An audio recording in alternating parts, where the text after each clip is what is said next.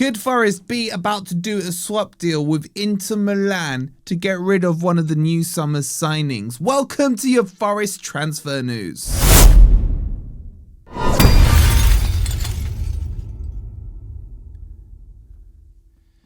Hi guys, hope you're doing well and welcome to your latest Forest transfer news. Coming up, I'm going to talk you through a swap deal that I think isn't actually going to happen, but you guys need to know about it.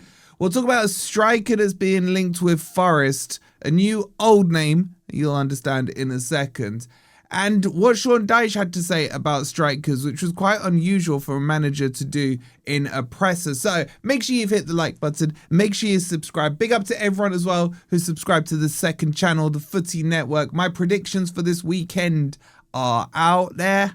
Go check it out. I'll leave it in the link for you and on the end screen. And yeah, spoiler alert, I don't think we're going to win. But anyway, that's tomorrow's problem. Let's get into some transfer news, take our minds off the actual football. And we got Ndoye and Frattesi to talk about. Now, Forest, we told you in the summer, have been long-standing admirers of Frattesi. I don't really know why, because I don't think he's that good. The Inter Milan midfielder, Forest tried to get him in the summer. There was a lot of talks and everything else about it. They've decided to have another poke at the bear again this transfer window. And Inter Milan were like, you know what, if you want to do this, we've always liked Dan Ndoye, and we would like to take Dan Ndoye off your hands and do a swap deal plus cash. I'm like, my God, you want to pay us cash for Dan Ndoye? But anyway, and Forest have basically said, hell no. Forest are not interested in selling Dan Ndoye this transfer window. And I can't see the sense in it. I'm not going to look at this. Let me go through the details of it. I've even made notes today. There's so much to update you guys about. So these reports had come out from Romano a little while back, but I was waiting for them to fully develop. He said that Forest were inquiring about signing Frattesi earlier in the month. Inter countered by asking for Dan Ndoye in return. Inter have been long admirers of the Swiss international. I think they've been after him since like the Euros, or the World Cup was Euros, wasn't it, in 2024, even while he was back in Bologna.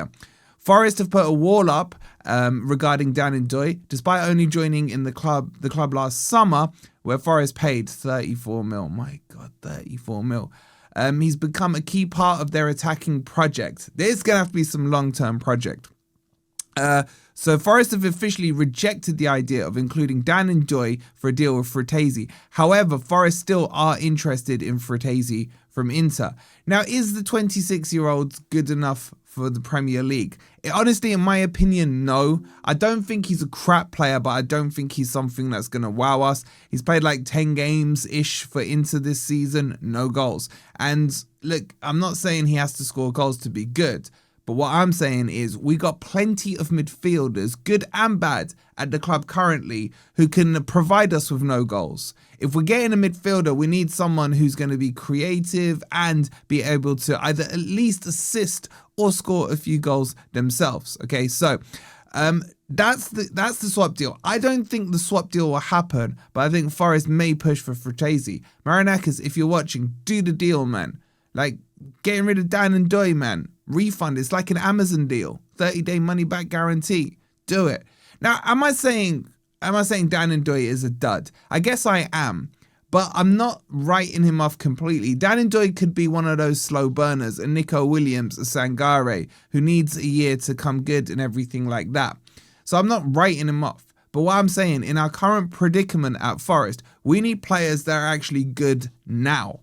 So if Dan Ndoye isn't good now, which I don't think he is, maybe you guys do, let me know in the comments, then this is not a bad one just to write off. But let me reiterate, Forest are they're calling it a wall up around Dan Ndoye. I don't know why. I don't know why. But anyway, so that's the Dan Ndoye stuff. Now, get your thoughts in. Would you sell him or not, I guess, is my question to you. Now, I want to talk about Sean Dyche before I go into the next striker. So this one, it was quite interesting and quite strange for a manager to do. Dyche yesterday in his presser, when asked about strikers reinforcement, was talking about Callum Mwendo and why they let him go. And basically, I'm paraphrasing, but he said Callum Mwendo, the deal offered for Forest was too good to be rejected. Therefore, Forest had to sell him, even though technically he's on loan, with an option to buy. But Frankfurt have been such big admirers of Callum Mwendo that I fully expect them to go ahead and pick him up. Now, he was then asked, okay, well, what are you doing in replacement? Because, bro, you've only got Taiwo and Jesus, and between them, they've got, what, 1 or 2 Premier League goals? Well, spoiler alert, none of those have come from Taiwo. What are you going to do? Chris Wood's knees exploded somewhere in New Zealand, and I'd be surprised if we see him this season. And he quite openly said that Forest will be in the market for strikers. Now, why is that weird or strange? And I'm not saying it in a good way or a bad way. I don't actually know how I feel about it.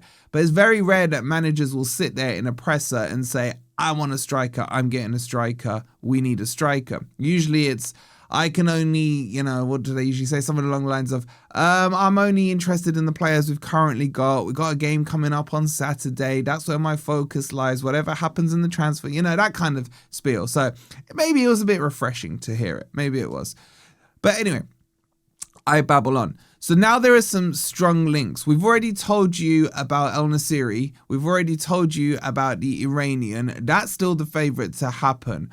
We've also told you about Luca as well from Serie A.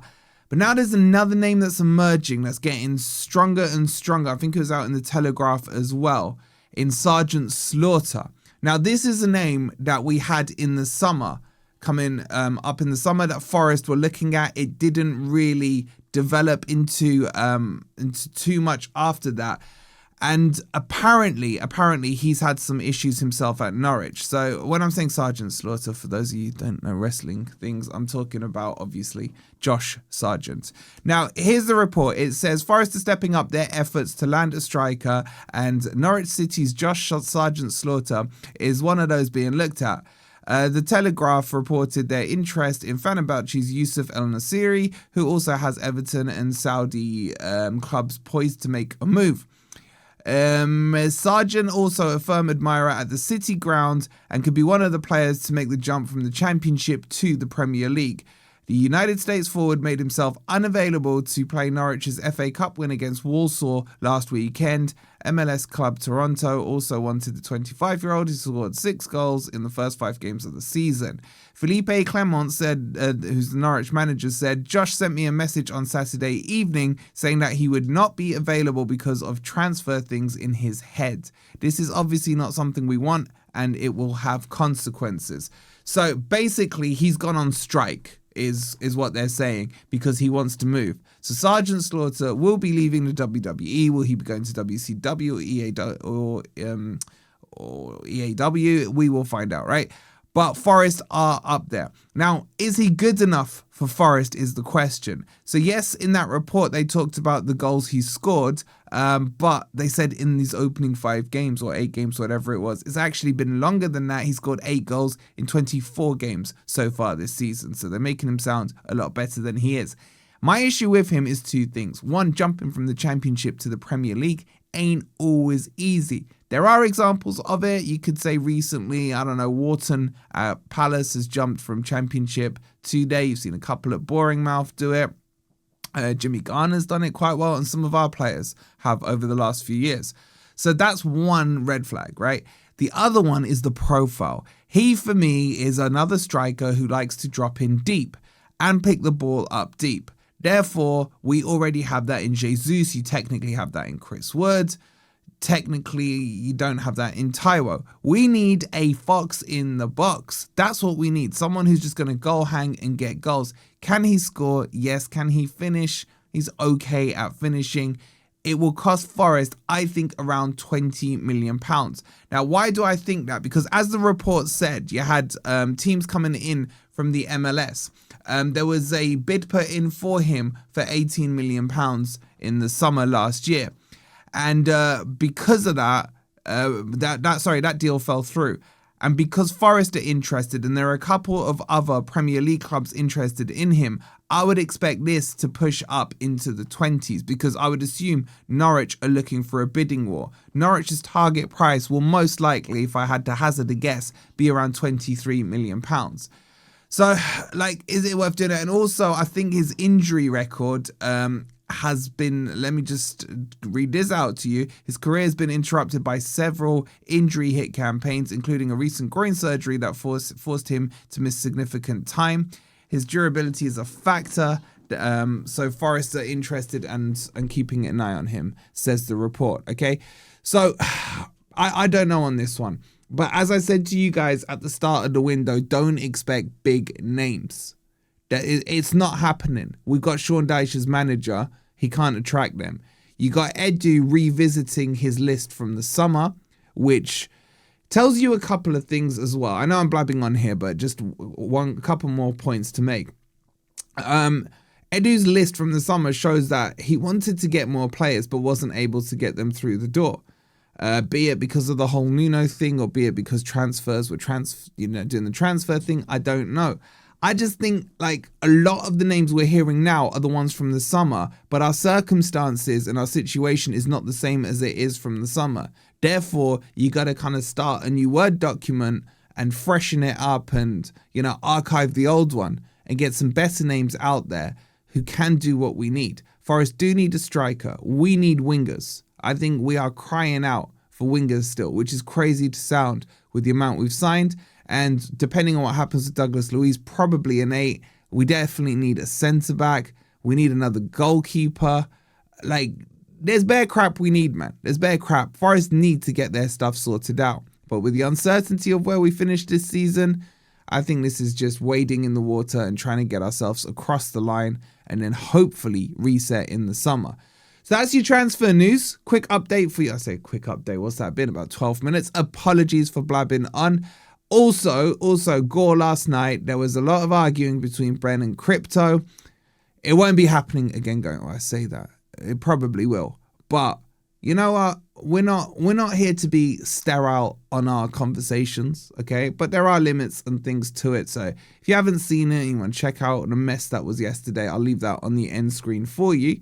And go check out my predictions over on the Footy Network. I'll leave that on the end screen for you as well. Please like, please subscribe, and we'll see you at the next video. Remember, I'm at the game tomorrow, so no watch along. So come say hi. We'll be in the fan zone around 4:30. We'll see you there. Come on, you Reds.